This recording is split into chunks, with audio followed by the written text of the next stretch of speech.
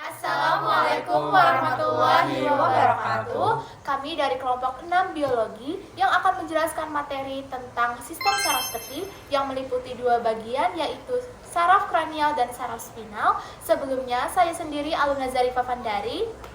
Saya Saskia Nuraida. Saya Rinaldi Berliana Rizkia. Saya Jesya Mayani Santosa. Saya Cici Raini. Langsung saja kita masuk ke materinya. Sistem saraf pusat atau sistem saraf perifer merupakan bagian dari sistem saraf yang terletak di luar otak dan sumsum tulang belakang.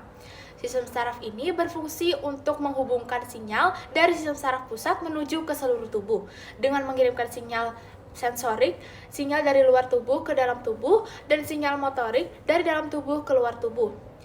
Sistem saraf ini meliputi dua bagian, yaitu saraf kranial yang terletak di otak dan saraf spinal terletak di sumsum tulang belakang atau medula spinalis.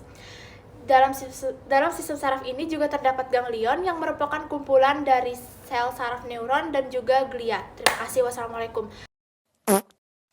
Selanjutnya yaitu materi sistem kranial. Saraf kranial adalah 12 pasang saraf yang keluar langsung dari otak, bukan dari sumsum tulang belakang. Saraf-saraf ini memiliki fungsi penting, mulai dari menerima rangsangan sensorik seperti bau dan suara, hingga mengontrol gerakan otot seperti mengunyah dan mengedipkan mata.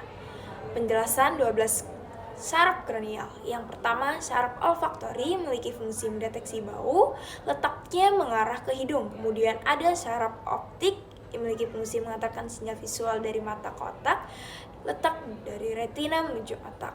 Yang ketiga, ada saraf okulomotor, fungsinya menggerakkan bola mata, membuka kelopak mata, dan mengatur ukuran pupil. Kemudian ada saraf troklear, yaitu menggerakkan mata ke bawah ke samping. Kemudian ada saraf trigeminal, memiliki fungsi mengatur sensasi wajah dan gerakan mengunyah. Saraf ini adalah yang terbesar dari semua saraf kranial. Kemudian ada saraf abdusen, memiliki fungsi menggerakkan mata ke arah samping atau lateral. Kemudian ada saraf fasial, memiliki fungsi mengatur ekspresi wajah dan membawa rasa dari lidah ke depan.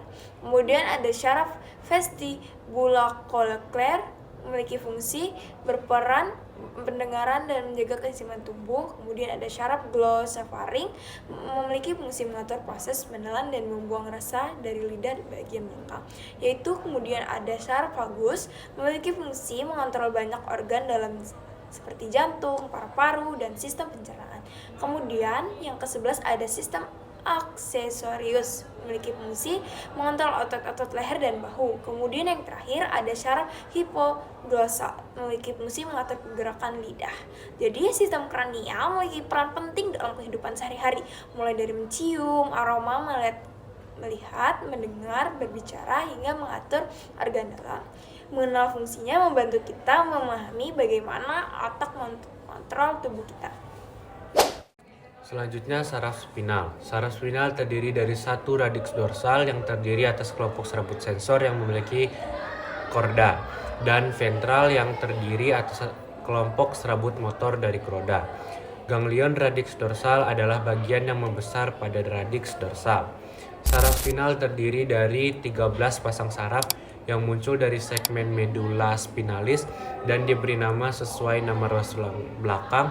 Sebagai contoh seperti saraf serviks 8 pasang C1 sampai C8, saraf toraks 13 pasang T1 sampai T13, saraf lumbar 5 pasang L1 sampai L5, saraf sakrum 5 pasang S1 sampai S5, dan saraf koksiks 1 pasang.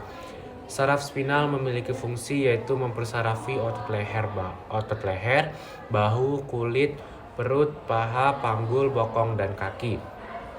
Sistem saraf tepi atau SST meliputi serat-serat saraf yang membawa informasi antara sistem saraf pusat dan bagian tubuh lainnya atau perifer. SST dibagi menjadi dua divisi, yaitu divisi aferen, yaitu membawa informasi dari reseptor menuju ke SSP, dan divisi eferen membawa instruksi dari SSP ke organ efektor otot atau kelenjar yang melaksanakan perintah agar dihasilkan efek yang sesuai. Sistem saraf eferen kembali dibagi menjadi dua.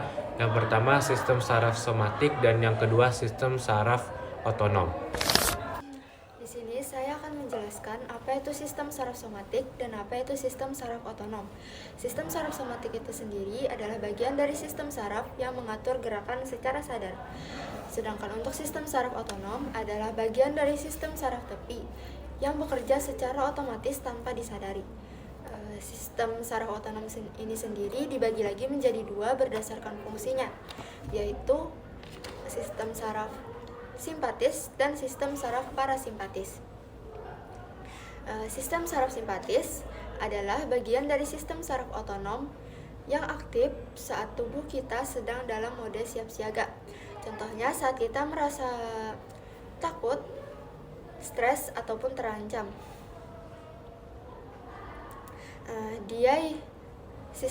Saraf ini yang membuat jantung kita berdetak lebih cepat, nafas juga menjadi lebih cepat, pupil mata membesar, dan pencernaan melambat, bahkan membuat keringat kita diproduksi secara berlebih. Semua itu dilakukan agar tubuh kita bisa bertindak lebih cepat, entah untuk lari ataupun melawan. Jadi simpatis ini sendiri semacam mode daruratnya tubuh yang menyala otomatis jika ada hal-hal yang bikin kita tegang ataupun panik. Nah, lanjut materi terakhir, yaitu sistem parasimpatis. Ini adalah kebalikan dari simpatis. Kalau simpatis tadi aktifnya saat mode darurat, maka parasimpatis aktifnya saat lagi istirahat. Misalnya makan, tidur, atau pas lagi dalam situasi tenang. Nah, fungsinya itu buat nenangin tubuh kita dan memperbaiki energi-energi yang telah atau yang habis kita pakai. Nah, di mana sih sistem ini berpusat? Sistem ini berpusat pada batang otak. Contohnya di saraf vagus atau sumsum tulang belakang bagian bawah. Biar kita lebih paham atau lebih jelasnya, kita akan kasih contoh. Misal kita habis lari-larian atau dikejar anjing, otomatis sistem saraf simpatis tadi yang ngebikin kita dalam kondisi darurat tersebut bakal aktif kan. Nah, setelah selesai, kamu kan duduk, nafasnya juga udah mulai pelan, perutnya juga udah mulai keroncongan. Nah, di situ parasimpatis udah mulai bekerja. Intinya parasimpatis itu cara kerjanya adalah kebalikannya dari simpatis tadi ya. Semoga dapat dipahami. Sekian penjelasan dari kami, semoga mudah dimengerti dan mudah dipahami. Terima kasih. Wassalamualaikum warahmatullahi wabarakatuh.